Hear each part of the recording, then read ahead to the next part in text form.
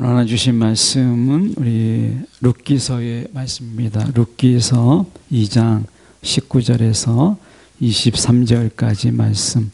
룻기 2장 19절에서 23절까지 말씀. 구약성경 404쪽의 말씀입니다. 제가 봉독해 올립니다. 시어머니가 그에게 이르되 오늘 어디서 주웠느냐 어디서 일을 하였느냐 너를 돌본 자에게 복이 있기를 원하노라 하니 룻이 누구에게서 일했는지를 시어머니에게 알게 하여 이르되 오늘 일하게 한 사람의 이름은 보아스니이다 하는지라. 나오미가 자기 며느리에게 이르되 그가 여호와로부터 복 받기를 원하노라. 그가 살아있는 자와 죽은 자에게 은혜 베풀기를 그치지 아니하도다 하고 나오미가 또 그에게 이르되 그 사람은 우리와 가까우니 우리 기업을 물을 자 중에 하나이니라 하니라. 모압 여인 룻이 이르되 그가 내게 또 이르기를 내 추수를 다 마치기까지 너는 내 소년들에게 가까이 있으라 하더이다 하니 나오미가 며느리 룻에게 이르되 내 딸아 너는 그의 소녀들과 함께 나가고 다른 밭에서 사람을 만나지 아니하는 것이 좋으니라 하는지라. 이에 룻이 보아스의 소녀들에게 가까이 있어서 보리추수와 밀추수를 마치기까지 이삭을 주우며 그의 시어머니와 함께 거주하니라. 아멘.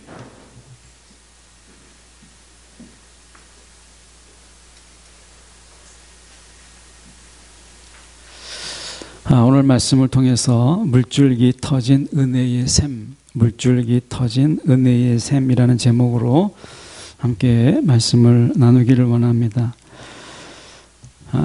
나오미가 인생을 이렇게 사는데 이제 나이가 들고 그렇게 되면 이제 황혼의 나이가 되면 뭔가 좀 가진 것도 좀 많고 또 노년에 누리는 것도 좀 있고 가보지 못한 것도 좀 가보고 이렇게 살면 얼마나 좋겠어요. 그런데 우리나라 같은 경우만 해도 우리나라는 이 고령화 사회가 OECD 중에서 일본 다음으로 어쩌면 일본보다도 더 빠르게 고령화 사회에 진입한 그런 나라입니다. 그래서 굉장히 빠른 속도로 고령화 사회에 들어가 있다 보니까 노후는 준비되어 있지 않고 아이들을 기르다가 보니까 이제 노후를 이제 준비하지 못한. 그래서 이제 우리나라 같은 경우도 어떻게 보면 이제 고령화 사회 속에 들어가 있지만 나중에 나이가 들었을 때 그 삶이 그렇게 넉넉하지 못한 것을 많이 보게 되잖아요. 그래서 우리 주변의 이웃에 이렇게 봐도 우리가 넉넉한 그런 노년을 보내는 분들이 많지 않아요. 그래서 어쩌면 이 나오미가 인생을 이렇게 쭉 살면서 그가 삶을 가만히 생각해 보세요. 나이가 들었는데 남편도 없고 자녀 둘도 없는.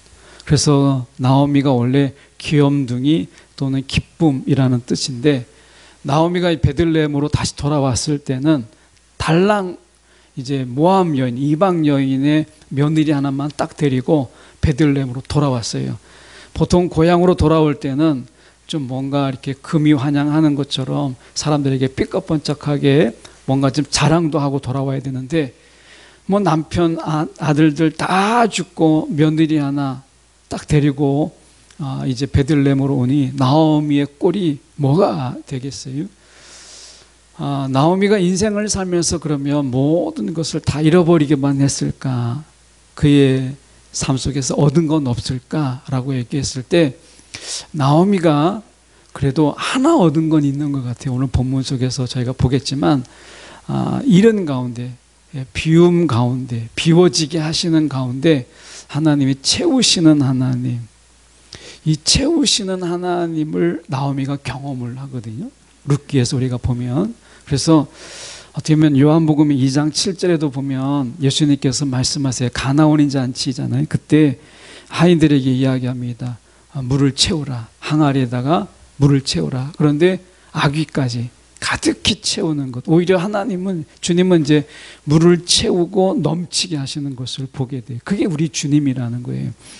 빌립보서 4장 19절에도 보면, 4장 19절에도 보면 풍성한 대로 너희의 모든 쓸 것을 채우시리다, 이렇게 되어 있어요. 그러니까 하나님은 어떤 하나님이냐? 채우시는 하나님이에요. 불교와 기독교의 차이가 있어요. 이런 법정 스님의 무소유라는 책이 베스트셀러라서 많이 보셨잖아요. 그러니까 법정 스님이 외치는 것은 뭐냐면 소유하지 않는 거예요. 탄니탄의 화라는 책을 보면 불교에서 말하고 있는 불교 신앙이 잘 보여주고 있어요. 사람이 왜 화를 내는가?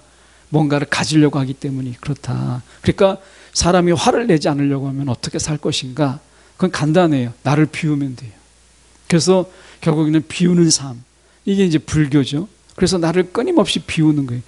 그러면 기독교는 뭐냐? 기독교는 채움의 종교예요. 채움. 하나님이 끊임없이 채우세요. 채우는데 하나님이 주신 대로 쓰는 거예요. 사용하는 거예요. 그래서 우리는 청지기의 삶이라고 이야기하는 거죠.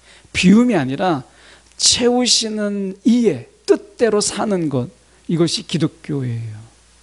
그래서 나오미는 그의 삶 속에 부족함이 있죠. 남편도 없죠. 자식도 없죠. 그러는 가운데서 며느리 하나 있는 그 삶 속에서 하나님은 그 가정을 버리지 않으셨어요. 채우셨어요. 나오미의 가정은 이 시대의 우리의 가정을 상징해요. 이 시대의 우리의 가정을 상징해요. 여러분, 이 시대의 우리의 가정들이 어때요? 지난주에 말씀드렸던 것처럼 가정이 해체되고 있다는 거예요. 가정이. 2부 때라서 여러분이 이제 제가 2부 때 설교하고 이제 3부 때는 이제 김웅기 목사님 오셔서 여러분이 제 설교를 혹시 못 들으셔서 그렇지만 제가 지난주에 2부 때 설교했던 것이 가정이 해체되고 있다는 거예요. 이 시대 속에서. 자녀는 자녀대로, 그리고 부모는 부모대로 가정이 해체되고 있다는 거예요. 여러분, 가정이 피폐되고 있다는 거예요. 이게 나오미의 가정이에요. 이 시대의 가정을 상징적으로 보여주는 것이 나오미의 가정이에요. 그래서 나오미는 자신의 이름이 기쁨이고 귀염둥인데 이것을 말아, 쓰라, 쓰다. 자기를 쓰다라고, 쓰디 쓴 인생이다, 이렇게 불러달라고 베들레헴에서 자기를 아는 자들이 환영할 때 그렇게 이야기해. 나는 마라의 인생이다, 쓰디 쓴 인생이다, 이렇게 얘기하거든요. 그래서 와보니까 이제 베들레헴으로 오는데 그때가 어느 때냐면 보리 추수 때였어요. 추수 때. 그러니까 베들레헴에서 돌아와 보니 어떻게 보면 이 나오미가 먹을 게 있습니까? 뭐 가진 게 있습니까? 아무것도 없는 거죠. 근데 마침 추수 때였어요. 그래서 젊은 룻이 며느리가 나가서, 우리가 이 추수할 때 떨어지는 이삭들은 이 죽지 않게 돼 있잖아요. 가난한 사람들이 와서, 과부나 고아들이 와서 먹을 수 있도록, 때로는 더 털어서 먹을 수 있도록 양식으로 쓰도록 그렇게 하도록 하나님이 말씀하셨어요. 룻도 이제 나가서 이제 추수 때니까 어느 밭에 가서 추수한 곡식을 주워다가 먹어야 되잖아요. 그래서 이제 하루 종일 일하고 온 거예요. 아침부터 저녁까지 일하고 온 거죠. 이때 나오미가 뭐라고 룻에게 묻냐면 어디서 주었고 어디서 일했느냐라고 묻습니다. 그러니까 나오미가 물은 건 뭐냐면 어디서였어요. 어디, 장소가 어디였느냐라고 하는 거예요. 우리는 늘 장소를 물어요. 장소. 그래서 우물가의 여인도 묻죠. 어디서 예배를 드릴까요? 라고 묻죠. 그런데 예수님은 대답했어요. 어디가 아니라 누구에게다. 하나님은 영이시니. 그러니까 누구에게 예배하느냐가 중요한 거지 어디서 예배하느냐가 중요한 게 아니다, 이렇게 말씀하거든요. 근데 우리는 늘 어디라고 하는 거예요. 예수님께서 제자들에게 묻죠. 너희는 나를 누구라 하느냐. 내가 누구냐가 중요한 거예요. 그래서 어떻게 보면 이 나오미는 어디서 너가 일했느냐, 어디서라는 것에서 굉장히 강조하죠. 우리의 신앙이요, 어디서의 신앙이에요. 교회에서는 그래도 막 예배하고 찬양하지만 교회를 벗어나면 교회가 아닌 장소에서는 나는 예배자도 아니고 찬양하는 자도 아니에요. 그것은 왜냐하면 어디서라고 하는 장소 중심의 신앙이기 때문에 그래요. 그런데 칼빈은 그의 이 평생의 신조가 무엇이었냐면 이 좌우명이 코람데오였어요. 코람데오, 주님 앞에서, 하나님 앞에서 신전의식이었어요. 내가 어디서가 아니라 늘 주님 앞에 있다는 거예요. 신전의식이죠. 그래서 여러분, 우리가 신앙이 중요한 게 뭐냐면 내가 어디서가 아니라 누구냐, 내 경배의 대상이 누구냐, 나는 지금 누구에게 예배하고 있느냐라고 하는 게 중요한 거죠. 그래서 장소가 아니에요. 누구냐라고 하는 거죠.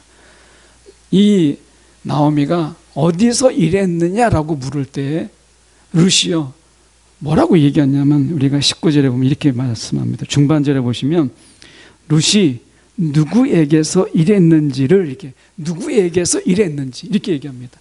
누구라고 이야기해요? 보아스이죠.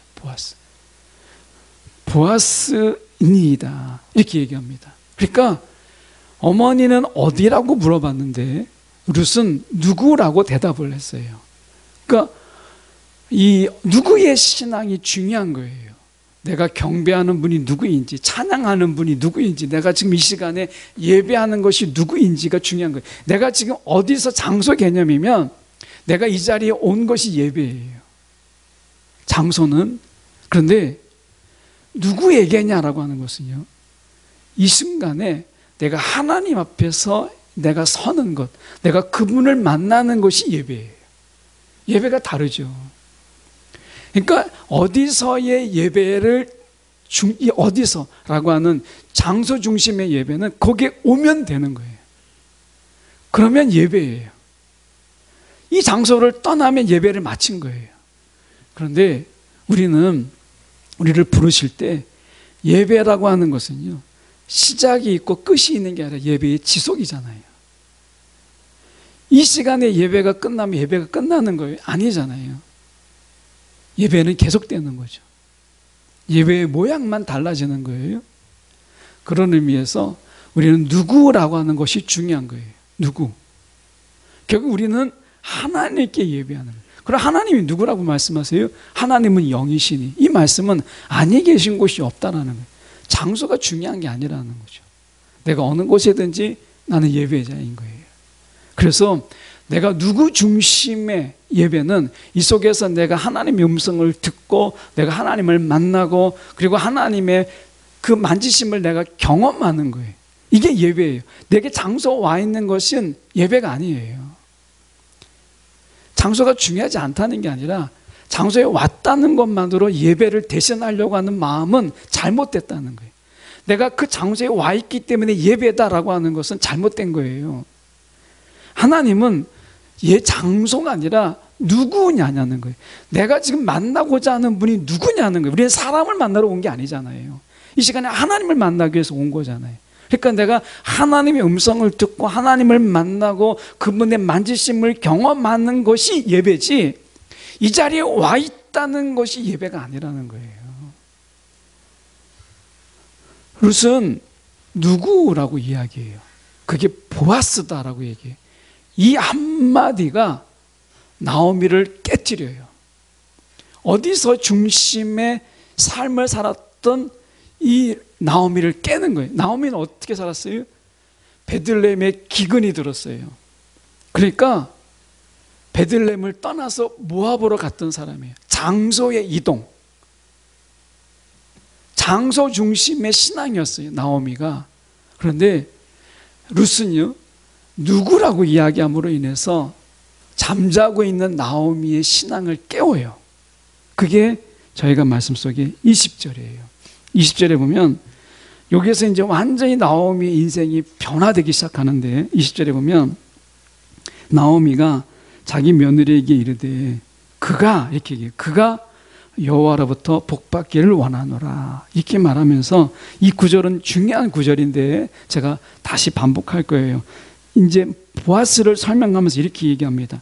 살아있는 자와 죽은 자에게 은혜 베풀기를 그치지 아니하는 자였다. 그러니까 베들레헴에 살 때 남편도 있었고 아들들이 있었을 때 그때도 잘했어요. 은혜를 베풀었어요. 근데 지금 돌아왔어요. 룻과 지금 나오미에게도 여전히 잘하고 있는 사람이었다. 보아스는 어떤 사람이었어요? 은혜 베푸는 것을요 쉬지 않았어요. 그치지 않았다라고 이야기해요. 신실한 자였다. 이게 헤세드의 인애라고 하는 속성이 그렇다는 거예요. 하나님의 인애의 속성을 보아스가 너무 잘 보여주고 있어요. 은혜가 멈추지 않았고 은혜가 중단되지 않았다라고 하는 거예요. 보아스가 나오미가 별 볼 일이 없어요. 남편도 없죠. 자식들도 없어요. 뭐 볼 게 있겠어요. 그렇다고 해서 은혜를 그치지 않았다라는 거예요. 상황에 따라서 달라지지 않았다. 근데 이 보아스가 누구냐? 20절에 끝에 보면 기업 물을 자 중에 하나다 이렇게 얘기합니다.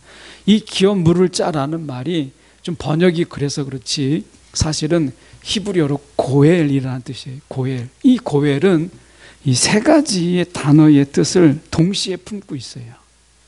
고엘이라는 말이. 근데 이 세 가지 의미를 그대로 성경에서 그대로 드러내고 있어요. 자, 세 가지를 먼저 설명하고 한번 보려고 합니다. 고엘이라는 말은 세 가지로 번역이 돼요. 하나는 무르다. 뭘 샀는데 다시 그것을 물르는 거예요. 무르다라는 의미가 있고요. 하나는 복수하다라는 의미가 있어요. 그리고 구속하다라는 의미가 있어요.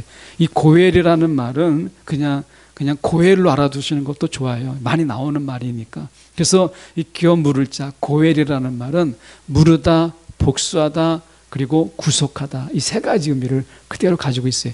이 세 가지 의미가 그대로 담겨져 있습니다. 첫 번째, 우리가 친족의 땅을 되찾아 준다라는 뜻이에요. 그러니까 이 말은 무엇이냐면 이스라엘의 땅은 다 하나님의 것이에요. 사람의 것이 아니에요. 다만 사용 권한이 그 가정에게 있는 거예요. 가정의 유업으로 주는 거죠. 그래서 제가 만약에 농사를 짓다가 제가 농사를 망쳤어요. 그럼 너무 가난해지게 됐잖아요. 그래서 제 땅을 다른 사람에게 팔아요. 근데 제가 땅을 다시 돈 주고 그 사람에게 팔았던 사람에게 내가 그 땅을 돌려주세요 하면 땅을 돌려줘야 돼요. 왜냐하면 그 가정의 유산, 유업이기 때문에. 그래서 이스라엘의 모든 땅은 진정한 주인이 누구냐? 하나님이에요. 그래서 그 땅을 얼마든지 다시 되찾을 수 있는 권한은 나에게 있는 거예요. 팔아도. 그래서 물을 수 있는 권한이 있어요. 땅에 대해서. 두 번째는 우리가 부당한, 어떻게 보면 우리가 흘린 피가 있잖아요. 부당하게 흘린 피. 이것에 대해서 복수하는 거예요. 하나님이 우리가 부당하게 흘린 피가 있으면 하나님이 그 피의 소리를 듣고 하나님이 복수하시죠. 이게 하나님의 고엘이에요. 구약 성경을 보면 사람들이 부당한 죽음, 그 죽음 앞에서 어떻게 해요? 하나님이 직접 복수하시잖아요. 우리아가 죽었을 때 다윗이 밧세바를 범하고 우리아를 죽게 했을 때 그 피, 가인이 아벨을 죽였을 때 그 아벨의 피를 하나님이 갚으셨어요. 아담이 갚지 않았습니다. 하나님이 그 가인에게 피의 복수를 하세요. 우리아의 피의 복수를 하나님이 다윗에게 하십니다. 이게 고엘이에요. 하나님의 고엘. 그러니까 부당한 피에 대한 복수를 누가 하느냐? 하나님이 하시는 거예요.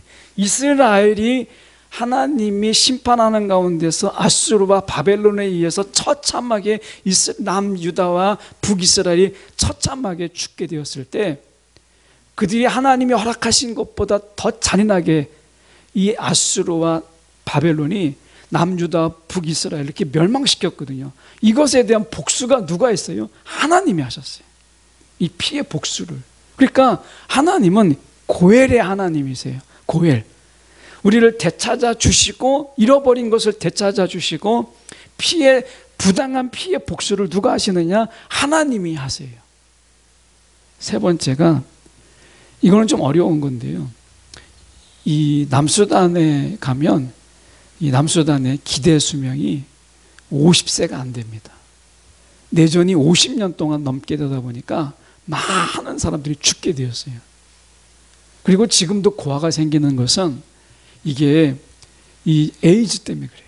무분별한 성으로 인해서 남자가 없으니까, 남자가 많이 죽었으니까, 여자들만 있으니까 이게 무분별한 성이 있음으로 인해서 30대 40대에 에이즈로 죽어요, 사람들이. 이래서 고아가 지금도 발생을 해요. 우크라이나가 지금 러시아의 공격을 받고 있지만 우크라이나는 많은 남자가 죽었어요, 전쟁을 통해서. 근데 여자들은 나이 드신 분이나 어린아이들은 어떻게 했어요? 주변 국가로 다 피난을 갔어요. 난민이 됐어요. 나중에 전쟁이 끝나면 돌아올 거 아니겠어요? 그러면 남녀 성비가 절대적으로 불균형이 돼요. 이것으로 인해서 성비 불균형으로 생기는 문제가 반드시 우크라이나에 생길 거다. 이게 UN 보고서입니다. 이런 이스라엘도 많은 전쟁을 치렀어요. 남녀 성비가 맞지 않아요. 그래서 어떤 제도가 생겼냐? 그게 고엘 제도예요. 자, 제가 이제 어느 가정이 있단 말이에요. 가정이 있는데 그 가정이 친척 중에 가장 가까운 가족 중에서 그 가정을 대를 이어줘야 되잖아요. 대를 이어주는. 그래서 아내와 결혼하는 거예요. 미망이 나고 결혼을 해서 회개망측하지. 얼핏 생각하면 그 미망이 나고 결혼해서 자녀를 낳아주고 그 자녀가 그 땅을 차지해서 살아갈 수 있도록 대를 이어주게 하는 것, 이게 고엘 제도예요. 지금은 있을 수가 없죠. 그런데 그 당시에 이스라엘의 문화예요. 전쟁을 통해서 생긴 문화. 이것을 하나님은 사용하셨어요. 잘 들으세요. 잘 기억하셔야 돼요. 이것은 지금도 유효하다는 게 아니라 그때 당시에 구약의 전쟁 이야기가 얼마나 많아요. 그러니까 전쟁 속에서 어떻게 보면 많은 남자들이 죽었어요. 이것으로 인해서 가정 하나가 완전히 소멸되는 이런 위험 속에 있었기 때문에 당시에 이스라엘은 고엘 제도라는 것을 통해서 그 가정의 대를 이어주게 했어요. 이게 고엘 제도예요. 지금은 없죠. 그런데 이것을 통해서 말씀하시려고 하는 것이 무엇이냐면, 하나님은요, 가정 하나가 세상에서 사라지는 것조차 하나님은 싫어하신다는 거예요. 그래서 하나님은요, 가정을 살리시는 것을 기뻐하세요. 나오미의 가정은 이 시대의 가정의 현 주소예요. 아무 희망도 없고 고통만 있고 아픔만 있는 이런 거예요. 이게 나오미의 가정이잖아요. 여러분의 가정, 우리의 가정은 어떻습니까? 여러분, 우리의 가정의 현 주소를 여러분 적나라하게 보여주는 것이 어디냐? 그것이 여러분 우리가 말씀 속에, 이사야의 말씀 속에 있어요. 이사야의 말씀 속에 보면 우리의 가정의 현 주소가 그대로 나타나 있어요. 이사야 41장 18절의 말씀에 보면 이렇게 되어 있습니다. 세 번역으로 제가 읽어보면, 내가 메마른 산에서 강물이 터져 나오게 하며 골짜기 가운데 샘물이 솟아나게 하겠다. 내가 광야를 못으로 바꿀 것이며 마른 땅을 샘 근원으로 만들겠다. 이렇게 되어 있습니다. 여러분, 이것을 가정에 맞춰보면요, 그대로 우리 시대의 가정을 그대로 보여줘요. 자, 메마른 산이에요. 가정 안에 별로 서로에 대해서 관심이 별로 없어요. 가정 안에서 정말 삭막한 거예요. 누가 들어와도 누가 나가도 나갔는가 보다, 그냥 들어왔는가 보다, 이러는 거죠. 여러분, 오죽하면 이 시대에 여러분 개를 기르겠어요. 한 번은 방송에서 보니까 그 남편이 개를 기르더라고요. 개를 기르는 이유, 그걸 들어보니까 아무도 집에서 오면 반기는 자가 없다는 거예요. 근데 개는 반겨주는 거예요. 그러니까 개를 기르는 거예요. 남편이, 아내가 기르는, 애들이 기르는 게 남편이 개를 기르더라고요. 아무도 내가 들어와도 하루 종일 일하고 뼈 빠지게 일하고 막 땀 흘리면서 일해도 들어와도 반겨주는 사람 하나가 없는 거예요. 그냥 들어왔는가 보다. 이게 싫어서 개를 기른다는 거예요. 여러분, 정말 메마른 거 아니겠어요? 우리 가운데 환영하고 대접하고 뭔가 배웅하고 이런 게 없어요. 사람의 오고 감 속에서 반기고 맞이하고 막 이런 게 없는 거예요. 이게 메마른 산이죠. 가정이 어느 순간 우리 가운데 메마른 산처럼 그렇게 되어버렸어요. 여러분, 벌거숭이 산을 보셨어요? 제가 태국에서 길을 잃어버렸을 때, 태국은 산에 바위산이 많지 않아요. 태국은 흑산입니다. 그러다 보니까 태국에서 흐르는 이 물은 석회수가 많아요. 태국에서. 그래서 마실 수가 없어요. 제가 산에서 길을 잃어버렸는데 청년들하고 물을 마실 수가 없는 거예요. 우리나라는 어떻게 약수가 있고 뭐 샘수가 있으니까 7수잖아요. 좀 올라가면 마실 수가 있어요. 바위가 있으니까 정화가 되는 거예요. 근데 태국은 석회수가 거의 다예요. 마실 수가 없어요.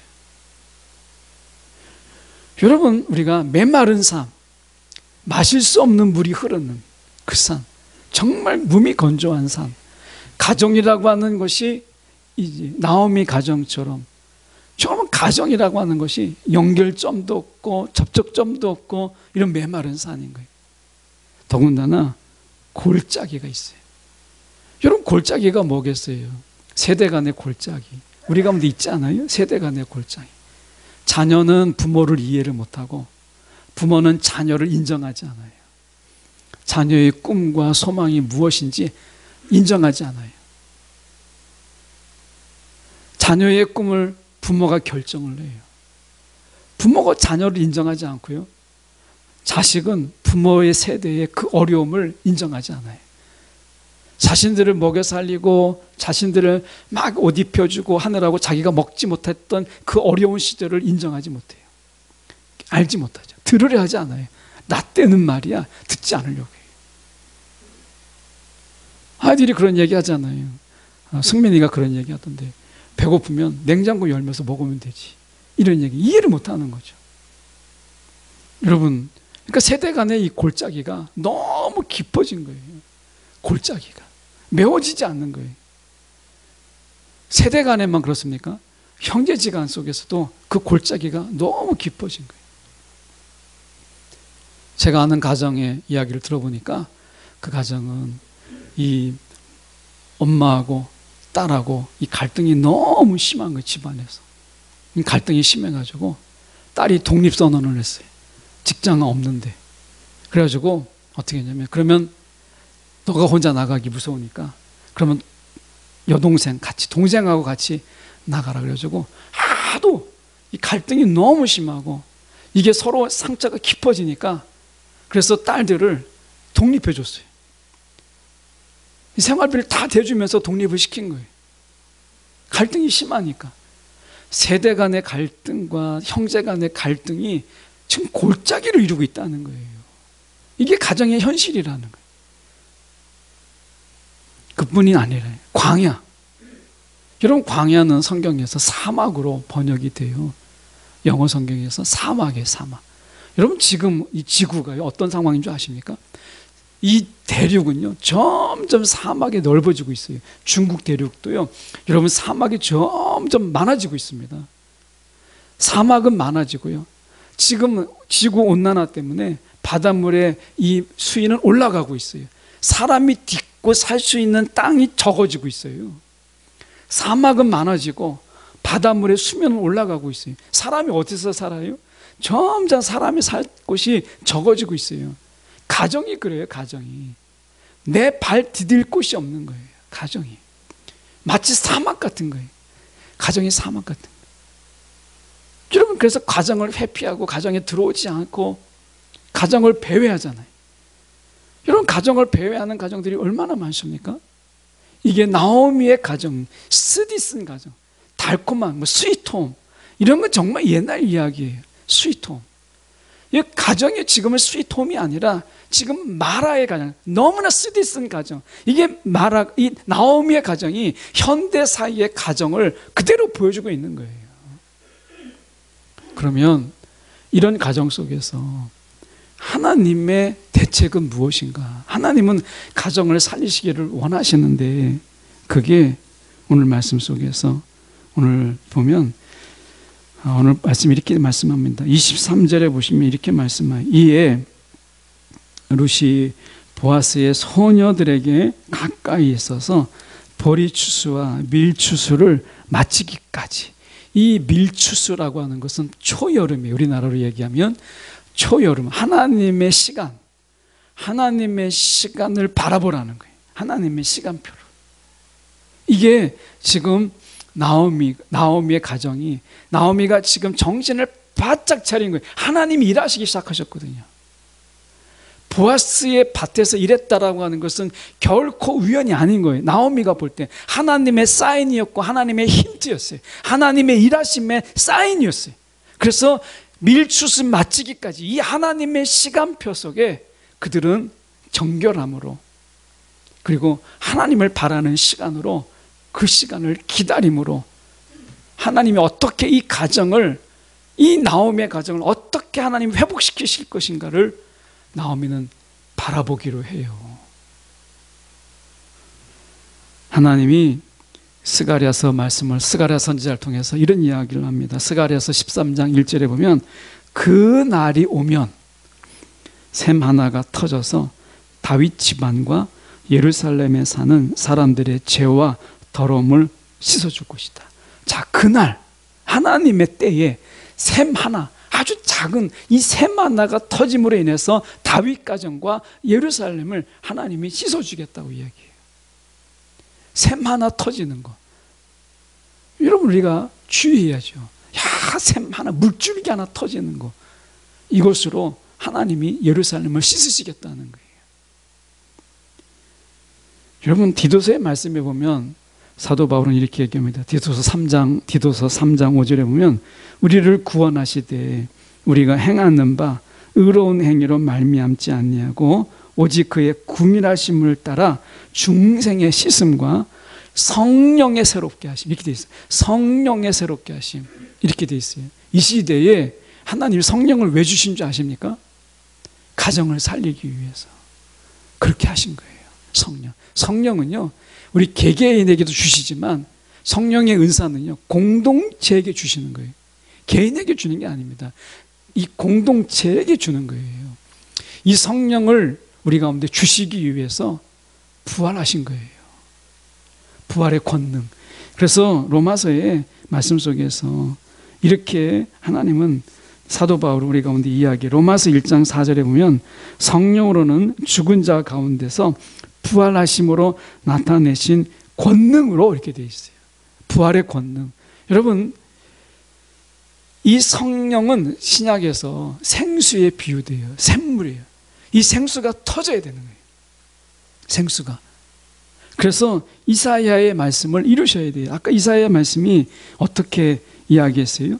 이사야의 말씀이 이렇게 말씀하잖아요. 하나님의 약속이 내가 메마른 산에 강물이 터져 나오게 하며, 메마른 산에 강물이 터져 나오게 하고 골짜기 가운데 샘물이 솟아나게 하고 광야를 못으로, 연못으로, 물이 흐르는 곳으로 바꾸고 마른 땅을 샘 근원으로 만들겠다, 이렇게 약속하셨잖아요.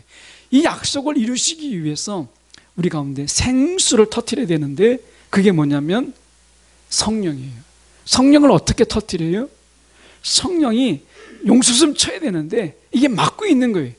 이것은 예수님께서 죽은 자 가운데서 살아나심으로, 부활의 권능으로 이 생수를 터뜨리신 거예요. 그래서 예수님께서 부활하심으로 인해서, 부활하지 않았다면 성령의 우리 가운데 임하심도 없어요. 부활하심이 없었다면 성령이 우리 가운데 강하게, 강한 바람처럼 임하심도 없어요. 그 부활하심으로 인해서 성령을, 샘을 깨신 거예요. 그리고 우리 가운데 부어주신 거예요. 그래서 부활의 권능으로 죽은 자 가운데서 일어나신 거예요. 여러분, 나오미의 가정들처럼 가정들이 다 죽어가고 시들어가고 병들어가고 있는 이 세상 속에 하나님이 그 메마른 산에 하나님이 강물 내시는 것처럼, 골짜기 가운데 샘을 내시는 것처럼, 메마른 곳에 샘 근원을 여신 것처럼 주님의 부활은요, 우리 가운데 생수를 여는 성령이라는 생수를 우리 가운데 부어주시는 부활의 권능이 되신 거예요. 여러분, 우리 가운데 성령으로 말미암아 우리 가정을 새롭게 다시 살리시는 거예요. 그게 부활이 그 약속이에요. 여러분, 성령이 우리 가운데 있잖아요. 여러분, 가정을 위해서 기도하세요. 우리의 자녀들 골짜기를 누리면서 내 말을 듣지 않고 내가 원대로 하지 않지만 여러분, 자녀를 위해서 기도하세요. 하나님은요, 가정을 살리시기를 원하세요. 그게 하나님의 뜻이에요. 가정을 살리시는 것이. 가정 하나가 무너져서 가정 하나가 사라지는 것을 하나님은 원치 않으세요. 하나님은 가정을 살리시기 위해서 죽은 자 가운데서 일어나셨어요. 그리고 부활의 권능으로 성령의 샘을 하나님이 깨셔서 우리 가운데 성령을 아낌없이 부어주신 거예요. 이 성령이 가정을 새롭게 하고 우리의 자녀들을 새롭게 하고 우리의 남편과 아내를 새롭게 하는 거예요. 이것으로 인해서 가정이 사는 거예요. 보아스는 기업 물을 자예요. 그 가정을 살려요. 나중에 보면 룻과 결혼해서 자녀를 낳고 그 가정에 땅을 다시 사고 그 자녀로 인해서 그 기업이 살아나게 하세요. 이게 하나님이 우리 가운데 행하시는 일이에요. 이거는 하나의 실제이면서도 하나의 메타포예요. 우리 가운데 비유예요. 예수님께서 우리 가운데 세상에 살다가 우리의 가정들이 어떻게 해요? 막 세상에서 찢기고 이것도 빼앗기고 저것도 손해보고 잃어버리잖아요. 이걸 누가 채워요? 채울 능력이 없는 거예요. 저와 여러분이. 그런데 기업 물을 자 되신 주님께서 우리의 잃어버린 것을 채우시는 거예요. 세상에 살면서 우리의 자녀들이 상처받잖아요. 우리의 자녀들이 아프잖아요. 우리의 자녀들이 뒤처지잖아요. 여러분, 우리의 자녀들을 세상에서 힘있게 용기 있게 살아가게 할 자가 누구예요? 우리는 아니에요. 그럴 능력이 없잖아요. 부모들에게 그럴 능력이 있습니까? 지금 신문마다 막 나오는 게 뭐예요? 장관 후보자들이 아빠 찬스, 엄마 찬스, 하다못해 뭐 할머니 찬스, 이런 얘기가 정말 많이 나오잖아요. 여러분, 우리가 그런 찬스 없는 자들이잖아요. 여러분, 우리가 여러분 찬스를 가지신 분이 우리 중에는 없어요. 그러면 우리는 누굴 믿고 살아야 돼요? 하나님이에요. 하나님. 여러분, 부활의 능력으로 우리의 자녀들, 세상에서 아빠 찬스, 엄마 찬스로 넘쳐나는 세상 속에서 힘을 잃어버리고 내가 열심히 한들 뭐하나 이렇게 하는 우리의 자녀들을 길을 살리고 우리 자녀들을 힘을 얻게 할 수 있는 게 누구겠어요? 부모는 아니잖아요.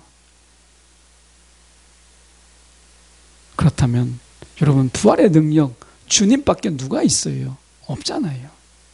여러분, 우리의 가정을 살리고 우리의 자녀를 살릴 수 있는 것은 여러분, 부활의 능력 성령밖에 없어요.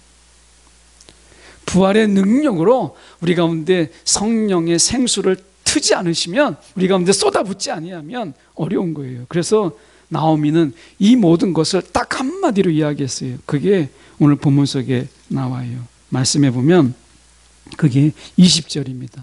20절에서 이 중요한 구절인데요.